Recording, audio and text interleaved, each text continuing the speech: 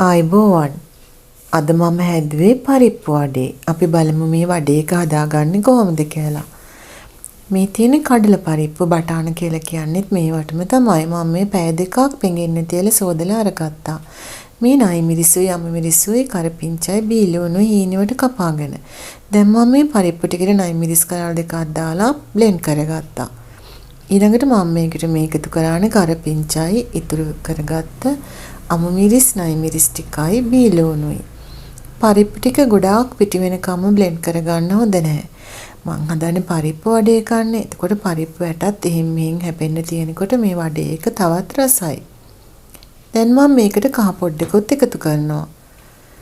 මේකතු කරන්නේ ලුණු. දැන් මේ ටික හොඳට කලවම් කරගන්නවා.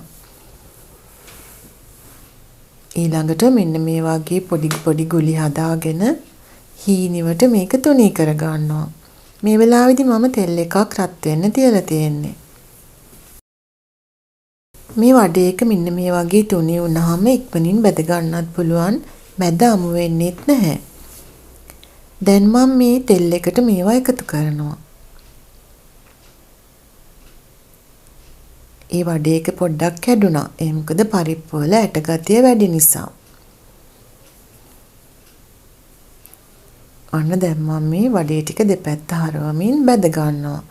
මගේ මේ වීඩියෝ එක හොඳ නම් ලයික් කරලා පුංචි අදහසකුත් පහලින් ලියන්න.